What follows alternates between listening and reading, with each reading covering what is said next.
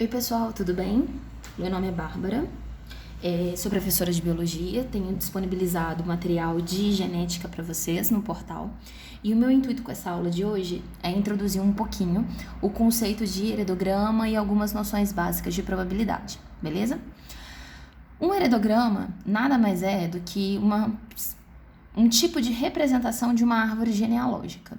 Então, o heredograma ele vai trazer para vocês as relações hereditárias entre os indivíduos. E um heredograma ele vai exemplificar para você como que vai se comportar a passagem de uma característica entre os indivíduos relacionados ali nesse contexto, ok? É importante a gente saber ler um heredograma, então a gente precisa entender as representações que vão estar nesse heredograma. Então, sempre que a gente tem aqui um quadradinho no heredograma, isso indica um indivíduo do sexo masculino. Sempre que nós temos uma bolinha, é um indivíduo do sexo feminino. Se nós tivermos um losango, corresponde a um sexo indefinido. O que isso quer dizer? Vamos supor que a gente esteja falando de uma mulher, que ela esteja grávida, e aí não se sabe ainda o sexo do bebê. A gente pode representar, então, nesse cruzamento como um losango, porque o sexo ainda é indefinido, ok? Quando a gente tem indivíduos que estão rachurados, que estão coloridos, esses indivíduos eles são afetados pela condição em questão. Pode ser uma doença, pode ser uma característica, por exemplo, cabelo castanho, olho castanho, ou uma doença propriamente dita, achondroplasia, por exemplo, beleza? Então, se tá coloridinho, o indivíduo é afetado. Se tá branquinho, o indivíduo ele é dito normal. Quando nós temos uma linha interligando esses dois indivíduos, esses indivíduos, então, eles estão cruzando entre si. Isso aqui significa que houve um cruzamento. E se a partir desta linha, deste cruzamento, então, se aqui, a partir do cruzamento, a gente tem uma linha descendente, nós temos, então, um descendente deste cruzamento, um descendente deste casal. Então, um filho, um filhote, algo nesse sentido.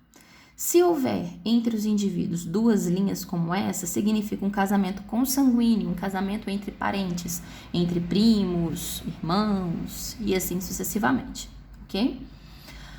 Nessa representação aqui, observem, nós temos um cruzamento, a partir de um mesmo ponto, está originando dois indivíduos. Nós classificamos esses indivíduos como gêmeos monozigóticos. O que são gêmeos monozigóticos, povo?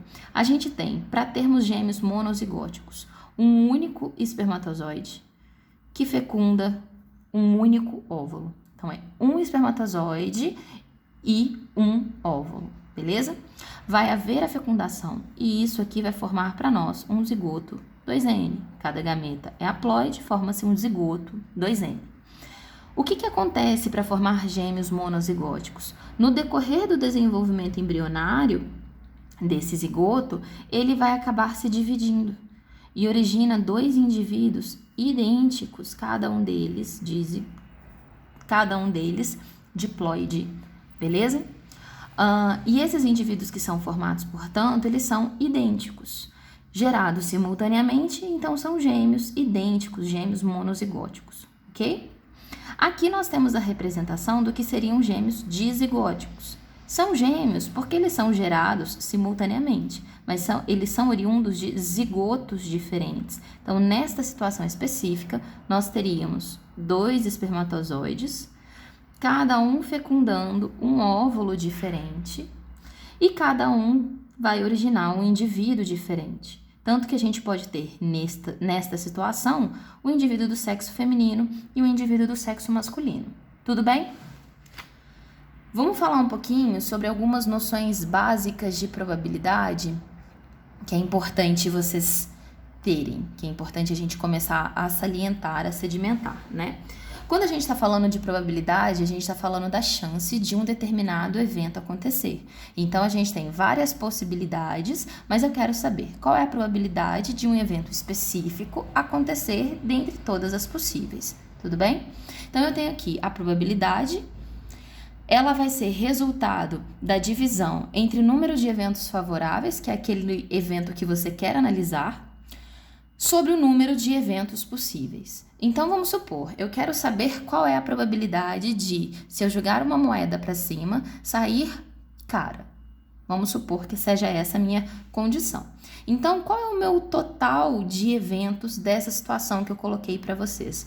O meu total de eventos, o meu S, é igual a 2, porque eu tenho 2 eventos possíveis. Ou vai ser cara, ou vai ser coroa. Tudo bem? Qual é o meu evento de interesse que eu falei aqui? Vamos supor que seja ali cara. Eu quero saber a probabilidade de dar cara. Bom, se eu tenho 2 eventos, um é cara e um é coroa, cara então corresponde a um evento favorável. Portanto, se eu jogo uma moeda para cima, qual é a probabilidade de sair cara? Então, a probabilidade é o meu evento de interesse, o meu evento favorável, que é 1, sobre o meu total de eventos, que correspondem a 2. Então, a probabilidade de jogar uma moeda para cima e sair cara é meio, 50%. Tudo bem? Partindo daí, a gente tem que ter a ideia de que dentro de genética, muitas vezes, nós vamos trabalhar com eventos ou que vão acontecer simultaneamente ou eventos que podem ser excludentes. E por isso, a gente precisa ter em mente o que nós chamamos comumente de regra do E e regra do OU. Tudo bem? Quando eu falo de regra do E, eu estou falando da ocorrência de 2 eventos. Não vão ser excludentes, eles vão se somar, digamos assim, tá? Eles vão se complementar, vão acontecer simultaneamente, são independentes, mas eles vão acontecer simultaneamente ou um seguido do outro. Quando eu falo, então, se eu pego aqui esse exemplo, qual é a probabilidade de uma mulher ter 2 filhos? Um menino e uma menina. Observem isso aqui, nesta ordem. Então, eu quero saber o seguinte: estou grávida. Eu quero saber, vou ter 2 filhos. Estou grávida agora, vou ter um filho e vou ter uma segunda gestação, porque eu quero ter 2 filhos na minha vida, e vou ter uma segunda gestação. E eu quero saber qual é a probabilidade de, na primeira gestação, vir um menino e na segunda gestação vir uma menina, porque está me dizendo que é nesta ordem. Então, primeiro tem que vir o indivíduo do sexo masculino e, posteriormente, o indivíduo do sexo feminino. Tudo bem? Logo, se uma pessoa está grávida, vamos trabalhar então com as nossas probabilidades. Qual que é o nosso número de eventos possíveis em relação ao sexo de uma criança? A gente tem 2 possibilidades, porque pode nascer um menino ou pode nascer uma menina, ok? Então, se eu quero calcular a probabilidade de nascer uma menina, é 1 de 2 eventos possíveis, certo? Então, qual é a probabilidade de nascer um indivíduo do sexo feminino? Meio. A mesma ideia para a gente calcular a probabilidade de nascer um indivíduo do sexo masculino. Eu tenho 2 eventos possíveis. Destes 2, qual é o meu evento de interesse? 1, que é de nascer um menino. Então, aqui eu tenho, vamos chamar de probabilidade 1 de nascer um indivíduo do sexo masculino. E aqui eu vou chamar de probabilidade 2 de nascer um indivíduo do sexo feminino. Tudo bem? Voltando para a pergunta, qual a probabilidade de ter 2 filhos? Um menino e uma menina. Então, eu quero saber qual é a probabilidade de primeiro nascer o indivíduo do sexo masculino e a probabilidade de nascer o indivíduo do sexo feminino. Como nós nos comportamos quando temos esta situação? Sempre que a gente tiver essa situação, a gente vai multiplicar as nossas possibilidades. Então, qual é a possibilidade, qual é a probabilidade de nascer um indivíduo do sexo masculino? Meio. E, quando tem I, o que a gente faz? Multiplica as nossas possibilidades, as nossas probabilidades. A probabilidade de nascer um indivíduo do sexo feminino? Também meio. Então, qual é a probabilidade de este casal ter 2 filhos, um menino e depois uma menina? É igual a 2. Desculpa, é igual a 1/4. Tudo bem?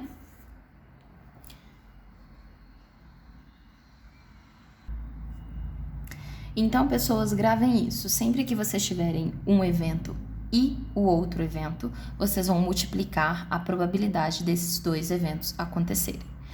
Quando a gente tem um evento ou o outro evento acontecendo, a gente vai somar as probabilidades desses eventos acontecerem.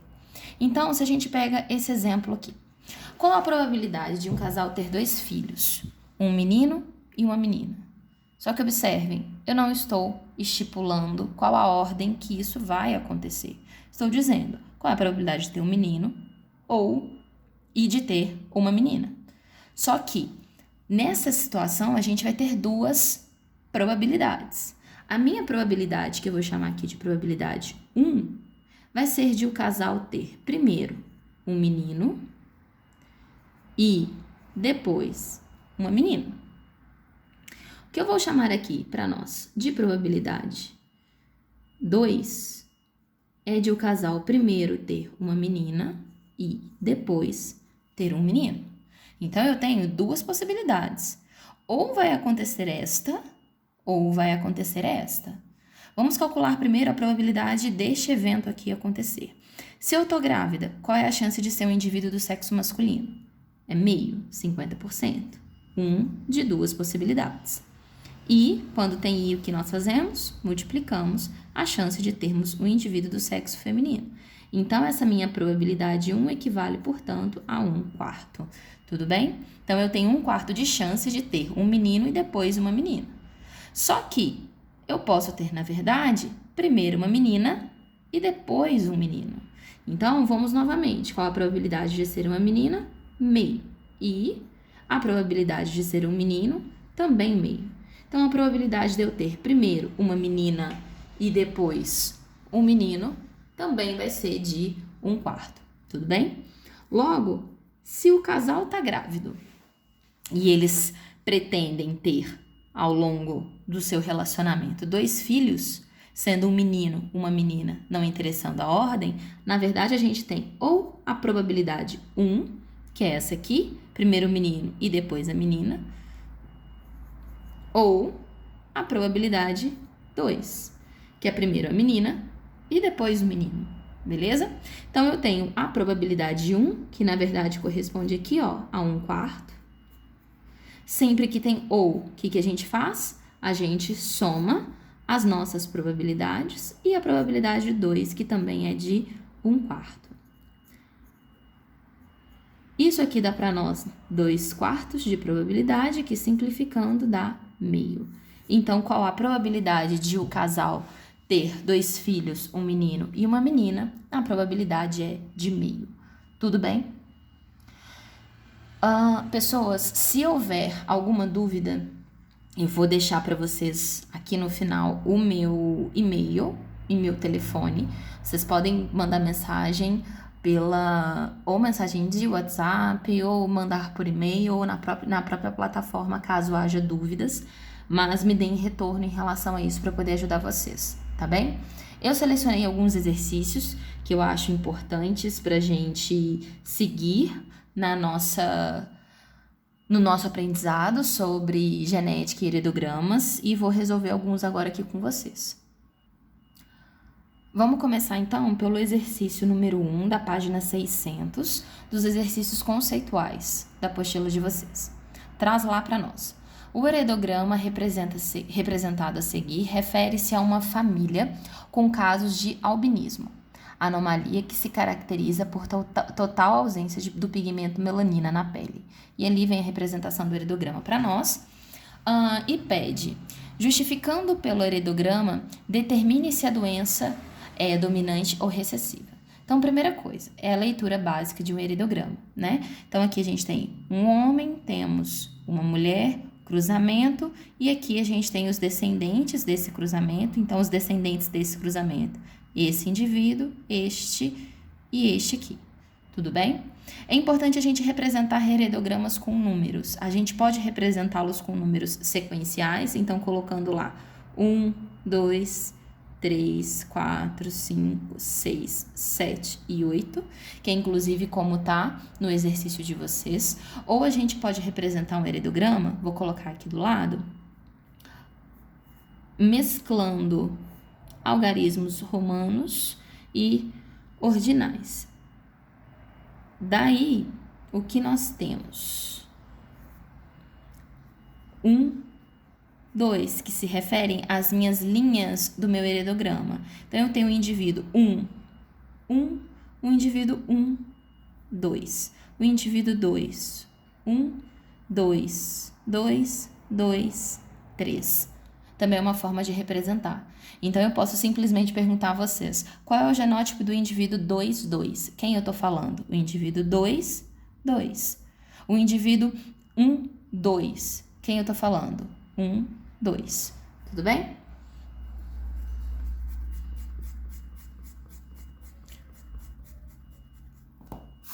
Sempre que vocês estiverem trabalhando com heredograma, a primeira coisa que vocês precisam fazer, se o exercício não disser claramente, como é o caso, é vocês determinarem se a doença é dominante ou recessiva e tentar determinar o genótipo da maior parte dos indivíduos.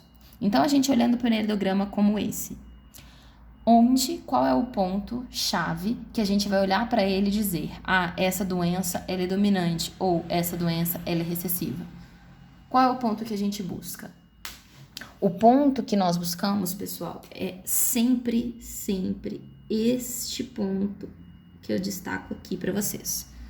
Sempre que são indivíduos iguais, cruzando entre si, resultando em indivíduo diferente. A única possibilidade disso aqui acontecer, indivíduos iguais cruzando, deixando o indivíduo diferente, é se esses pais forem heterozigotos e o filho for homozigoto recessivo. É a única possibilidade, tá? Então, sempre vocês olharam para um heredograma, os pais são iguais, produzindo um filho diferente, os pais são heterozigotos e o filho é um homozigoto recessivo, ok? Então, quer dizer que os pais, eles expressam, por serem heterozigotos, tem neles o alelo dominante, né? Quer dizer, então, que eles expressam a característica dominante. Portanto, neste caso aqui, a normalidade, ela é dominante e a doença, ela é recessiva. Tudo bem? Agora, a gente pode ter uma situação exatamente oposta. Eu posso ter isso originando isso. Novamente, a única condição de pais com o mesmo fenótipo originando um filho com fenótipo diferente é se esses pais forem heterozigotos e o filho for homozigoto recessivo. É a mesma ideia lá das ervilhinhas do Mendel, quando cruza duas ervilhas amarelas de nascer uma ervilha verde, qual que deve ser a condição dessas amarelas? Elas têm que ser heterozigotas para poder dar uma ervilha verde. É a mesma coisa quando a gente fala de doença, tá? Então, o lugar que você vai olhar para o seu heredograma para determinar se a doença é recessiva e dominante, vocês vão buscar esse padrão. Pais iguais, filhos diferentes. Nesta situação, o que nós temos? Os pais obrigatoriamente são heterozigotos. Todo mundo, então, que é normal, eu sei que tem um alelo dominante. Pode ser homozigoto dominante ou pode ser heterozigoto. Eu não sei. Eu sei que pelo menos um dominante, essa pessoa ela tem que portar. Tudo bem? E de forma que todo mundo que é afetado, obrigatoriamente vai ser homozigoto recessivo. Então, daí a gente consegue determinar o genótipo desses indivíduos e a gente também consegue determinar se a doença ela é dominante ou recessiva. Neste caso, a doença é recessiva. Por quê? Porque pais normais cruzando entre si resulta em filhos doentes e a única possibilidade disso acontecer é se a doença for recessiva. Tudo bem? Seguindo então o exercício 6, também dos conceituais, na página 600. Vem o heredograma lá pra gente, grandão. No heredograma a seguir, os símbolos brancos representam indivíduos normais e azuis representam indivíduos afetados por uma doença genética. Assinale a alternativa correta quanto à representação dos indivíduos nesse heredograma. Novamente, primeira coisa que a gente precisa fazer, determinar a recessividade ou dominância da doença. Onde a gente consegue fazer isso nesse heredograma? Entre o cruzamento dos indivíduos 7 e 8. Então, entre o cruzamento destes dois indivíduos aqui. Porque são dois indivíduos que são fenotipicamente iguais, originando um indivíduo fenotipicamente diferente, e a única situação que isso pode acontecer é se os pais forem heterozigotos e o filho for homozigoto recessivo, ok? Então, através disso, a gente sabe que a dominância, a normalidade é dominante e a doença, ela é recessiva, de forma que todo mundo que é doente, a gente pode colocar a homozigose recessiva, e todo mundo que é normal, a gente vai colocar pelo menos um alelo dominante. Por que eu estou dizendo pelo menos um alelo dominante? A gente sabe que quando a gente está trabalhando com dominância completa, onde um alelo vai dominar sobre o outro, a principal característica que a gente vai analisar é o indivíduo heterozigoto. No indivíduo heterozigoto, os dois alelos estão presentes, tanto o azão quanto o azinho. E a característica que a gente observa, o fenótipo, é de quem? É sempre do dominante. Então, quando a gente está falando de dominância completa, a gente vai analisar o indivíduo heterozigoto. E o heterozigoto tem o fenótipo dominante, tudo bem? Quem mais vai ter o fenótipo do dominante? Também vai ter o fenótipo do dominante o indivíduo que é, obviamente, homozigoto dominante. Então, ele também vai ter o fenótipo do dominante, tudo bem? Por isso que eu falo pelo menos um azão. Pode ser azão-azinho ou azão-azão. Mas será que dá pra gente determinar isso aqui no nosso heredograma? Vamos analisar. Esse indivíduo aqui, o indivíduo 9, ele é resultante, ele é normal, resultante do cruzamento dos indivíduos 3 e 4. Obviamente, o indivíduo 3, qual foi o único alelo que ele tem para poder passar para o indivíduo 9? Ele só tem azinho. Então, obrigatoriamente, ele passou um azinho para cá. E de onde veio o azão que o 9 porta? Com certeza veio do indivíduo 4. Tudo bem? Observem que esse casal, eles também produziram um indivíduo que é homozigoto recessivo. Sempre que a gente fala de alelos, a gente trabalha aos pares. Por quê? Porque um alelo vem sempre do pai e o outro alelo vem sempre da mãe. Se o pai só tinha alelos azinho para contribuir para a formação do indivíduo, um azinho obrigatoriamente veio do pai e o outro azinho obrigatoriamente veio da mãe. Então, essa mãe ela é heterozigota. Tudo bem? O indivíduo 5, ele é resultante deste cruzamento. Ele é normal.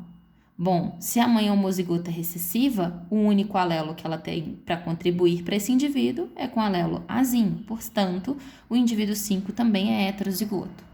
Já o indivíduo 1, eu posso afirmar que ele é heterozigoto. Por que eu posso afirmar que ele é heterozigoto? Quem me permite afirmar que o indivíduo 1 vai ser heterozigoto? O indivíduo 6 me permite ter essa certeza. 2 alelos. Um veio do pai e o outro veio da mãe. Então, a mãe contribuiu. Beleza. E o outro alelo vem de quem? Tem que ter vindo do pai. Portanto, o pai é heterozigoto, ok? Analisando as alternativas, a que nos contempla melhor é a alternativa B de bola, que afirma, são homozigotos? O que é homozigoto? Ter 2 alelos iguais, certo? Ou azão, azão, ou azinho, azinho.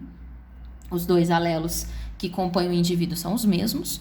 São homozigotos os indivíduos 2, 3, 6, 10 e 11, ok? Portanto, a resposta correta é letra C. Tudo bem? Vamos fazer agora, povo, o exercício número 15, página 602, dos exercícios contextualizados, ok?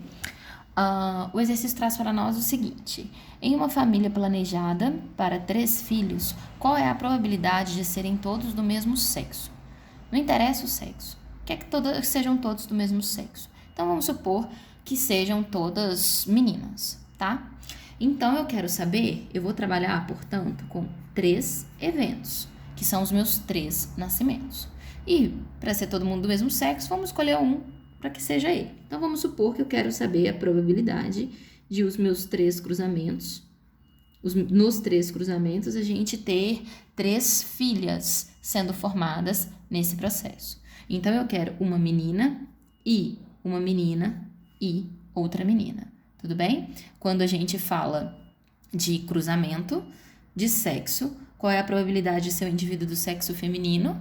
A probabilidade é meio. E, quando tem I, o que a gente faz? A gente multiplica.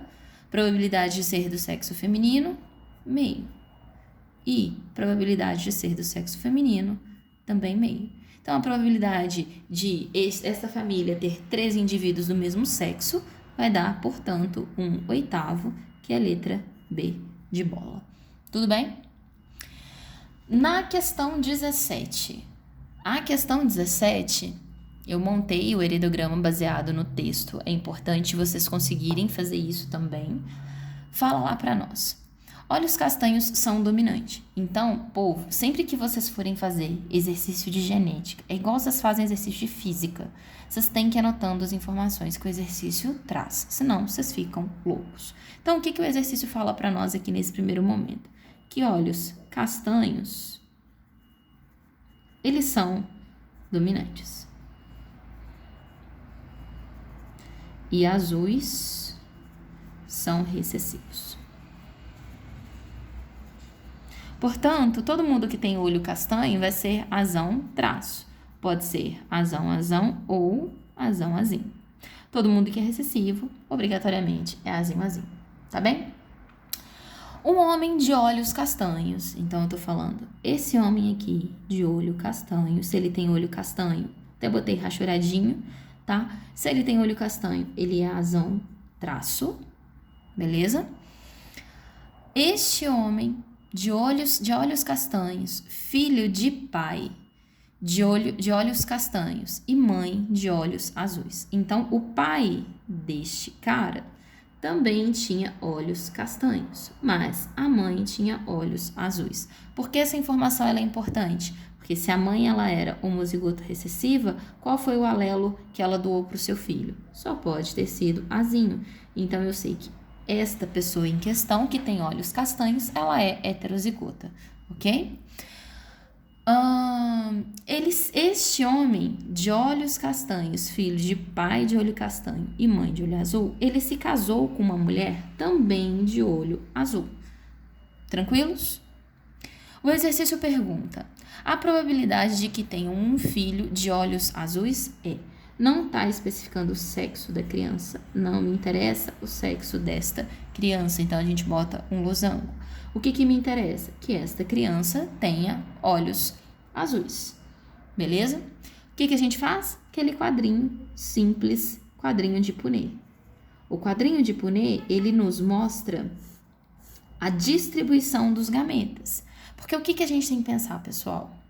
Quando a gente fala de genética, e eu tô falando ali de distribuição de gameta, eu tenho que pensar que sempre que nós vamos ter a formação dos gametas no nosso corpo, aqueles 46 cromossomos nossos que estão aos pares, eles vão ser divididos. Vão ficar 23 numa célula, vão ficar 23 nas outras células. Por ser uma meiose, na verdade, a gente tem a formação de 4, né? Só que o que a gente tem que ter em mente? Esses alelos que estão cada qual lá no seu cromossomozinho, no seu cromossomo homólogo, um que veio do pai e outro que veio da mãe, quando vai fazer os gametas, esses alelos, eles se segregam. Não é essa a base da lei de Mendel? É isso que a gente representa aqui no quadrinho. Se eu tenho um indivíduo que ele é azão-azinho, isso aqui está dentro dele, quando ele vai formar um gameta, aqui dentro vai ter apenas um alelo desta característica. Então, ou vai ter o alelo azão ou vai ter o alelo azinho. Já a mulher, como ela é homozigota recessiva, o único tipo de gameta que ela vai produzir é esse aqui, beleza? E aí a gente vai organizar as probabilidades de cruzamento. Por quê? O homem pode produzir um gameta azão, que vai cruzar com o azinho da mulher, ou ele pode produzir um gameta com azinho que cruza também com o azinho da mulher.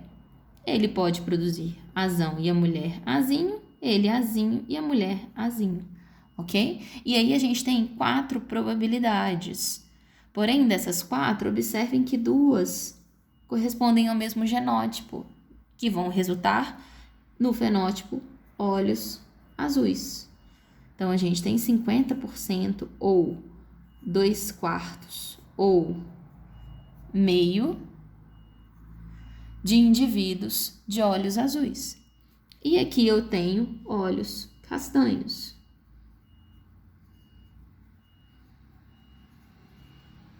Eu tenho olhos castanhos, ou que correspondem a 50% da minha descendência, ou que corresponde a 2/4, que simplificado dá 0,5% de chance de nascer um indivíduo de olhos azuis. Desculpa, de olhos castanhos. Então, se o exercício pergunta para nós qual é a probabilidade de este casal vir a ter um filho de olhos azuis, a gente está falando então desta probabilidade aqui, a gente está falando então de 50%, 1/2 de chance de esse filho ter, de este casal ter um filho com olhos azuis. Tudo bem? Pessoas, vou deixar também uma lista de exercícios para vocês. Qualquer dúvida, vocês sinalizem ali no portal. Por favor, especifiquem de qual lista é, se é da apostila, se é de lista de exercício, se é contextualizado, se é aprofundamento, para eu poder conseguir localizar o exercício e ajudar vocês. Deixo aqui o meu e-mail, que eu acho que vai ser a forma mais fácil de comunicação.